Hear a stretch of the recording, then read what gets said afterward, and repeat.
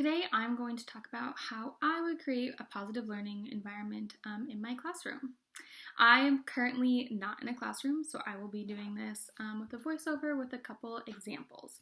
So the first thing I would do is being very conscious of how I greet students when they come in the door. As a high school or middle school teacher, I'll be seeing lots of kids throughout the day, so I would make an effort to welcome them into the classroom, just good morning, good afternoon, and trying to use their names whenever I can. When structuring my classroom, I intend to make groups of tables, ideally with 4 people. So here is kind of just a quick example. You can see about 7 tables throughout the classroom. Ideally, there's going to be 4 students at them.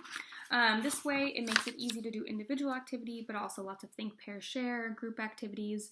It's easy to also kind of move all the tables to the side if I wanted to do either like a circle for restorative practice circle, or if I wanted to line them up if we're doing a debate or any sort of kind of simulation in a history or government class.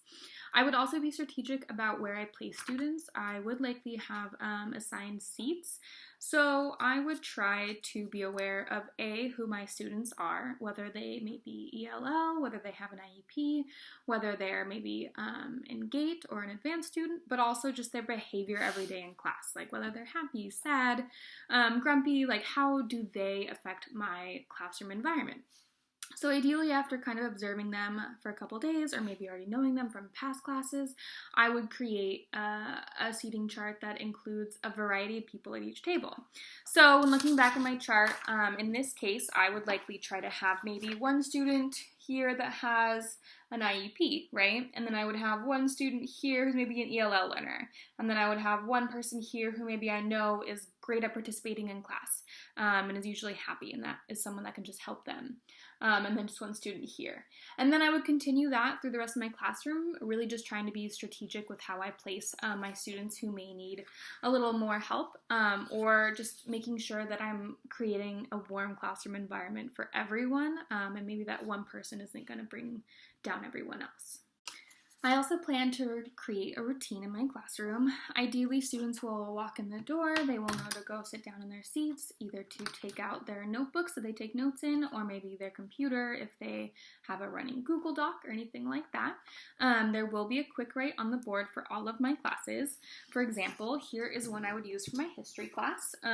This says, please write down everything you know about the American Civil War. Where did you learn this? So this is something I would use specifically for history, probably if I was maybe starting a unit on Civil War and Reconstruction, but it will change day to day.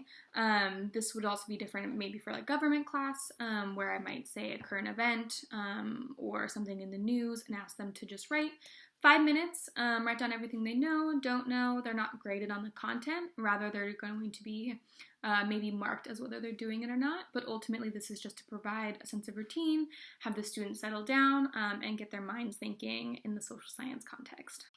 When looking at the walls of my classroom, there will be a couple constants to kind of help create a positive space. First off, I will have an agenda with a date on the board every day. This provides just a little bit of structure and expectation to the students so they know what's going to happen, and also kind of keeps me as a reminder of what I need to get through the day. So for example, here's an agenda that I would maybe do for my classroom right now. You'll see it says 1, quick write, 2, antebellum era lecture, 3, Seneca Falls Convention document analysis. So that just gives them an idea to help them kind of plan their day, and I think that extra structure just helps the classroom know where it's going. So I will also have a norms and expectations poster on the wall. This is something that the class and I will work together probably in the first couple days of school. This is going to be a collaborative project, so it's not just me writing down my expectations to please stay seated or be respectful or turn your papers in on time. Rather, this is going to be something that we create together where the students can ask themselves what they want from each other, what they want from themselves, what they need from me, and we can create a list of norms and expectations based on that, where they can maybe take pride in that, but also remember to hold themselves accountable to what we agreed upon as a class.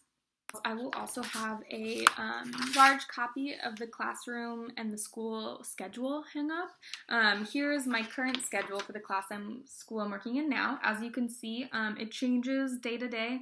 It's a little bit crazy. It also changes week to week for Fridays. So I think in order to post this, make it available to all students, it kind of reminds them, hopefully lowers down on maybe any tardies or confusions they might have. So, just to recap, we talked about a couple different ways I plan to create a positive learning environment in my classroom. We mentioned how I will greet students when they come in, how I will organize my classroom and utilize a seating chart, how I plan to create routines such as a quick write, and then also what I plan to have on my walls, such as the daily agenda, posting a schedule, and a list of norms and expectations for my classes. Thank you for watching and have a great rest of your day.